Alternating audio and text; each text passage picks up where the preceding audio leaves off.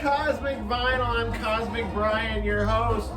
Man, what a great day to be alive, man. It's a great day off. I'm spending a little time with my friends here in the vinyl community. How can it get any better, man? It's totally cosmic. All you cosmonauts out there, fuck yeah! Love it. I'm gonna turn this down a little bit more. Even though, listen to this.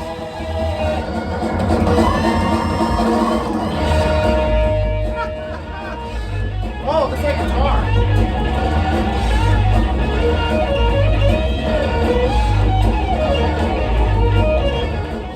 Nice.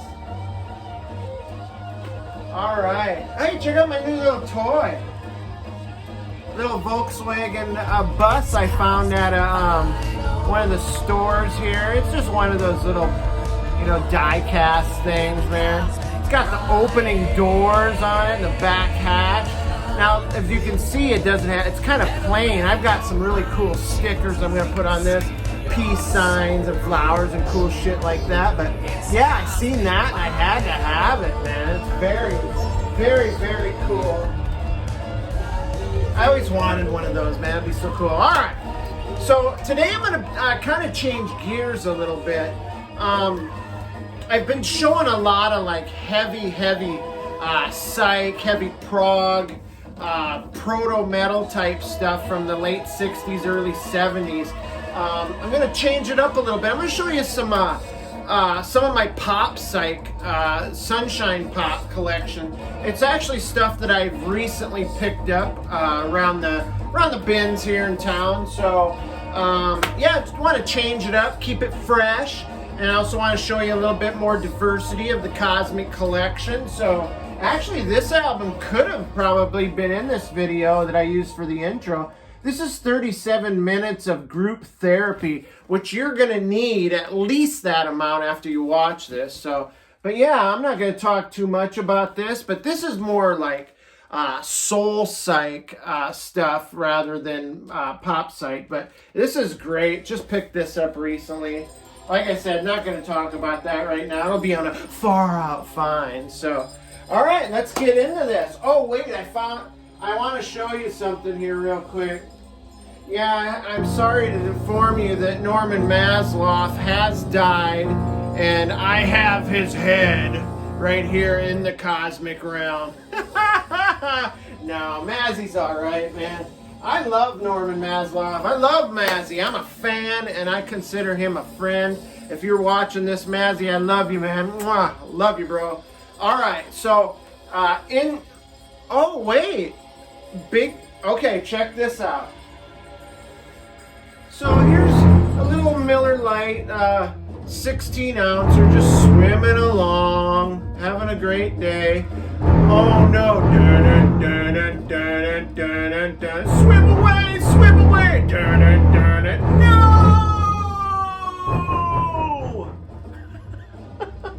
That's a big bite for a big chug. You guys ready? All right, let's do this. This is gonna probably explode. Oh man, I expect a little bit more of an eruption, but all right, on 3. 1, 2, 3. Oh yes, my good friend, of course. Holy smoky! I've been actually wanting to take a drink of that for a while, but wanted to open it with you all, so there we go. All right, jumping into something we're gonna call Sunshine Pop and Pop Psych. So first record that I'm gonna show you is this album here by a band called Street. Now this is something I picked up down here for dirt cheap, like $5. You can get this cheap. This is their self-titled album, their only album actually, released 1968 on the Verve Forecast label, which I'm going to show you here. There it is. Just kind of gold, not unlike like the Elektra label, but this is a New York female-fronted pop psych, folk psych, or just regular, solid pop-sounding band here. There is some fuzzy guitar, but mostly just a strong pop sound. But the band was built around the female singer Anya Cohen. Anya Cohen had some singing and performing experience under her belt. She actually went to School of Performing Arts prior to joining this band. She was discovered while working in running a coffee shop in New York City. They just kind of built the band around her. In fact, they actually called the band in the beginning Anya Street. Check out that cover. There she is right there. That's Anya. And then the rest of the band. But what is up with Mr. Lame jumpsuit here? He is literally like floating in midair, like 8 inches off of the ground there. That's one crazy street. Now, I don't know if this is like a Hollywood like set or whatever. It could be a real alley. I don't know. I know one thing, you wouldn't want to hang out in the alleys down here in the Big Lou. You might get your ass mugged. But since I am the voice of the streets, I'm telling people to calm down. Don't do it. Just kidding, by the way. But anyway, I dig Anya's vocal style. She has that like warbly, like vibrato at times. Very strong vocal. She reminds me of the female singer from the group We Five, but she also brings to mind a young Grace Slick. Now, we all love her from Jefferson Airplane, right? So yeah, great stuff. A couple of tracks on here that I really dig, which is the track listing on the back with a few liner notes here. There's a song on here called What a Strange Town. It's this very like weird, haunting, and then it kind of rocks out at the end. But as far as I can tell, it's a song about like maybe it's a dream sequence, but it has this person like waking up and then going through the day. There's all these like sound effects, and then going back home and going to bed. It's kind of a weird one, but I love it. It's a great song. And then the closing track is called High Heeled Sneakers, which is another strong one. Like I said, there's moments of good fuzz in here. There's good musicianship. I like this record, and for a $5 to $12 Pop Psych album, as far as Pop Psych goes, this is worth a pickup. I'll put that up there. Next is one that I picked up on eBay. Now, I've seen this album go for as much as like $80 on eBay, but that could be overpriced. It is eBay, by the way. But I got this pretty cheap because it does have some sort of water staining to the cover. But yeah, this is the Peppermint Trolley Company. And as you can see, there's kind of a weird like circle stain there, but this was also released in 1966, and this was on the Acta label, which is actually a subsidiary of Dot Records, which I love that label as well. But yeah, this is great. They're a Redlands, California sunshine pop band, probably more known for their TV appearances than they are for probably this album. They actually have appeared on the show Mannix. They appeared on the Beverly Hillbillies. They also composed and performed the theme song for the pilot episode of the Brady Bunch. Fucking mic drop, I'm out of here. The Bunch, that's the pinnacle. The Brady Bunch? I love the friggin' Bunch, man. Brady Bunch was a great show. Here's a story of a man named Brian who is dreaming of a channel of his own. Oh my God, stop, dude. But anyway, they also composed and performed the theme song for a little show called Love American Style. Now, you have to actually be old like me to remember that. I used to watch these shows when I was a kid.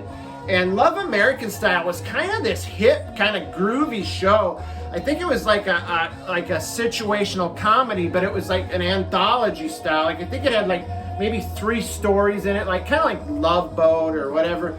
But I just remember it was like really like cool. It had the font at the beginning, red, white, and blue, kind of hippie font and fireworks. I just remember it. In fact, I probably used to watch it after the courtship of Eddie's father. People, let me tell you about my best friend. He's a young boy, cuddly toy, my up, my down, my pride and joy. People, let me tell you about it, so much fun. Have you ever, what? Okay, never mind then. Courtship of Eddie's father. Google it. Anyway, yeah, these guys were, I mean, if the theme songs from those shows were on this, it probably would have made it more interesting, because I gotta tell you this, I dropped the needle on side one on this. I found this to be a bit boring and slow. I just really kind of average. It wasn't until I put the needle to side two that finally things were kind of more upbeat and a little bit more interesting. But I did. I love this. I like the song Beautiful Sun. I also like the song Trust. And then if there was a song on here that actually approached like psychedelia, it would be the closing track called Fatal Fallacy, which, as far as I can tell, was kind of an anti-war, anti-organized religion tune. And I'm all for that. So, but yeah, check it out. The Peppermint Trolley Company. Now this one is an interesting one. I actually have passed this one up so many times. I knew I was gonna buy it eventually, and I knew I wasn't really at risk for somebody else picking it up, because it had been there since I moved down here. But this is the Tingling Mother's Circus, a circus of your mind. Get a load of that cover. That's friggin' awesome. This one also released in 1968 on Musicor Records, which there's the label for the Musicor label there. This is more Pop Psych with a sense of humor. I mean, check it out. I mean, obviously these guys didn't take themselves too seriously by the looks of like their outfits. This kind of reminds me of a picture I once seen of Captain Beefheart and the Magic Band, but I love that back cover. And it's also there's the inner sleeve. Check it out. You know how much I'm a sucker for these inner sleeves, man, because I always like to look at them and see other albums that I really would like to have. But these are mostly like George Jones albums and Gene Pitney. Gene Pitney, George Jones, together again, touring, knocking the socks right out of your pants. I don't know what that means, but anyway, yeah, that's the inner sleeve. But yeah, this, as I was saying, this is a unipack, which we all love. You know how they fit in there. Another really cool picture, artsy there, and some liner notes and lyrics here. But this is great. It's kind of a zany concept vibe to it, with cool fuzzy guitar throughout. Covers of the Bee Gees' New York mining disaster. They kind of, jazz it up a little bit. And then there's a couple of quirky covers on here. There's a cover of the Statler Brothers, Flowers on the Wall. Dun dun dun dun dun dun dun dun dun dun dun, something 1964 with nothing to do. Counting flowers on the wall. Oh my God. I love that song though. I remember it from listening to AM radio as a kid, and my parents actually took me with them to a Statler Brothers concert. The only concert my parents ever went to. But yeah, and then they covered the Yellow Submarine by the Beatles, which people bag on that song and that album all the time. I freaking love Yellow Submarine. What the hell's wrong with you people? I mean, it's quirky, it's fun, it's Ringo. I mean, fucking Ringo is rules. I love Ringo Starr. But anyway, yeah, I actually really like this album a lot. Very entertaining for a Sunshine Pop album or a Psych Pop. So yeah, great stuff. The Tingling Mothers. Now check this out. This is one you don't see every day. This is the East Side Kids, The Tiger and the Lamb. Now, this is released in, you want to take a guess what year? Go ahead, I dare you. Fucking fucking right. You guys are smart. You're paying attention. 1968. And this is on the mighty Uni label. Now, I know y'all know about the Uni label. Check that out. I love that label a lot. Another one and done 60s Pop Psych album. It's their LA club band, produced by now cult legend Buzz Clifford. It's just a really stony, psychedelic pop rocker with some damn good musicianship. Especially noteworthy would be the drumming on this. The drummer, David Potter, the rhythm keeper, he really kills it. And I love the vocals here. I believe this cat right here is the vocalist. It's not, I mean, he doesn't have like a power, but he has a really smooth vocal delivery that I can get into. And there's a couple guys in the band there on the back. I like this album a lot, and the critics kind of bag on it from what I can tell. But being on the Uni label, these guys are label mates with like Fever Tree, The Hook, The Yellow Pages, The Smoke, and also The Giant Crab. Oh my God, a giant crab comes forth. I couldn't resist. Another Uni labeled Pop Psych album, Giant Crab. I love that record. I'm not going to talk about that now, but anyway, lots of songs on here I noticed with the word love in the title, and those are actually the best songs on here. But there are some snoozers on here. It suffers from very average songwriting, but you know, I can overlook like average lyrics as long as the musicianship is good, which it is on this. And then they do a really killer cover of Dancing in the Streets to close this thing out. And that thing gets like a psychedelic freak out. There's like sound effects and, you know, all kinds of crazy keyboards and guitars and effects. Now, if they would have done that a little bit more throughout the record, this thing would have been in a different video, a psychedelic rock video, not sunshine rock or pop physics or pop psych rock. But yeah, I dig this, man. Check that out right after you check out A Giant Crab Comes Forth. I couldn't resist again. I'm going to leave the giant crab up there because it's a cool record cover. All right, next on the docket. Now, this is the album that I found to be the most interesting of the whole lot. This is Blackwood Apology, The House of Leather. Check out that cover. That's just a lot going on. Again, another Unipack. But this is on the Fontana label, which you guys all know I'm quite fond of. But this was released in, you guys want to take a guess? Because you've been on a roll guessing so far. 1969. Probably the only album not released in 68. But this is a concept psych garage rock opera. The concept is set during the Civil War on this brothel on a slave plantation, right? And the slave girls are made to do the bidding of these rich white men. The master, Ramsey, he falls for one of the slave girls named Sarah Jane. And then Sarah Jane loves this simple farmer. His name is Donnie Brooks. And so there's a love triangle that develops. And I'm going to tell you now, spoiler alert if you want to know, but I'm going to spoil it. But anyway, she chooses Donnie over Ramsey. She ends up becoming pregnant with Donnie's baby, and then it moves ahead a few years, and Donnie Brooks and the son go off to fight in the Civil War. They're both unfortunately killed.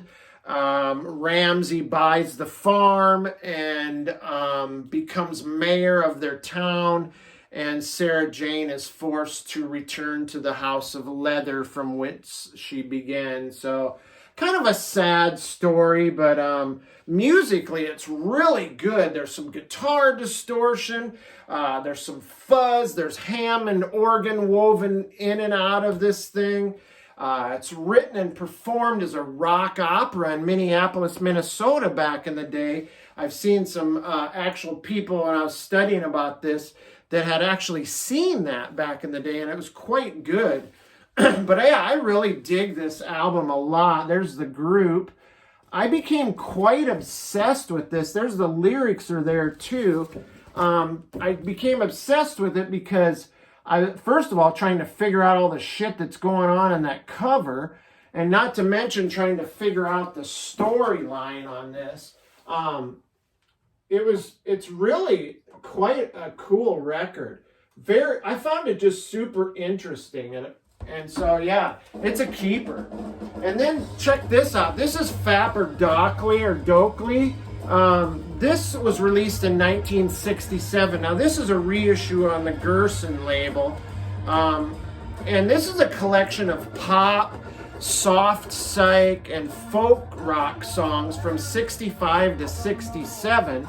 And that's really supposed to be the guys that played on these songs right there. It features Merrill Fankhauser. He was initially in a band called the Exiles with these other cats here, and they were kind of like a surf band that were evolving into some other kind of a band. They recorded several singles that were released, but there were several that were just shelved right in this studio. Well, the studio owner decided at one point he was going to take all these singles off the shelf and compile this album and then release it. So he told the band, and the band was agreeable. They decided they wanted to change their name, so they took little bits and pieces of each band member's name, and that's how they came up with this Faup or Dokley. I'm killing it. But so you've got a lot of different styles of songs on here because it was different eras of time when they were recorded. But so you've got stuff that's influenced by like Buddy Holly. You've got stuff that's influenced by Roy Orbison. You've got some Eastern raga stuff, stylings on here. You've got just some like 60s pop stuff. But anyway, some of these band members would go on to be in HMS Bounty, Captain Beefheart's Magic Band, and also the band, is it M-U, or is it Mew? Moo or Mew? That was Merrill Fankhauser's band. But yeah, influences also by the Byrds. It's a cool, and very rare. For original, this is actually very sought after and collectible. But highlights on this are songs Tomorrow's Girl, Mr. Clock, and I also especially like a song called Gone to Pot. I wonder why. But anyway, check this out. Really good stuff. There's a nice little insert here with the band and a little write-up about what's going on by Merrill. Merrill went on to be in several different things, so... All right, last album. I know it's getting long, but hang in there. I got like about 2 minutes left here. This is one that I actually called down to the record store, told them to hold it for me, called them back, told them not to hold it, told them to put it on the shelf, went back to the record store, seen it was still there, then I decided it was meant to be, so I grabbed it. This is an original copy of the Hobbits, Down to Middle Earth. Now, this was released in 1967, or has it been 68, hasn't it? This is in 67. This is on the Decca label. I'll show that to you. Oh, is that upside down? Of course it is. There's the Decca label. I kind of like that label a lot. But anyway, this is actually very cool. It's for a Pop Psych album. Again, you got to remember, these aren't like heavy psych. But this is Pop Psych, Sunshine Pop. This is material that resembles songs from like the Beach Boys from their Smiley Smile era, or it can also ramp up to like Pink Floyd's Piper at the Gates of Dawn stuff as well. But the Hobbits weren't even a band. This was actually a solo musical studio project by a guy named Jimmy Curtis. It's got like bizarre melodies on a song called Daffodil Days, which is, he sings in this really like high key voice, which is kind of funny. It's got trippy psych, vocal harmonies.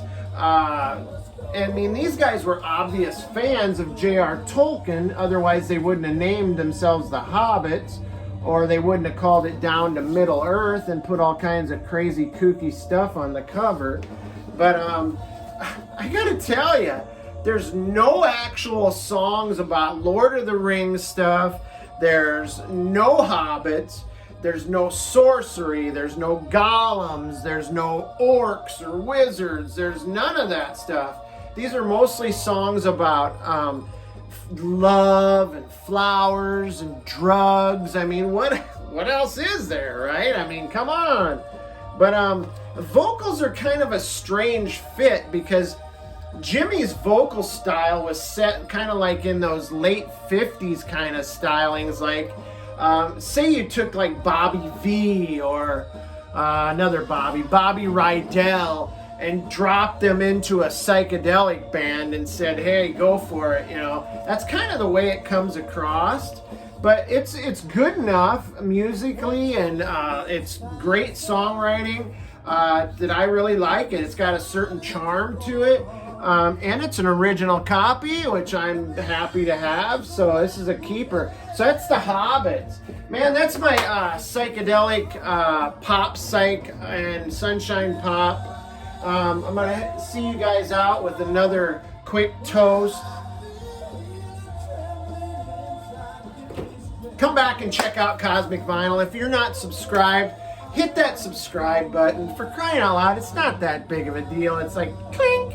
And then if you really dig it, hit the notification bell so you get all the inside scoop on when I put a video out. So thank you to everybody who comments. Thank you for all the subscribers. I love you guys. Stay safe, stay cosmic, and I'll catch you on the next round. Peace. It's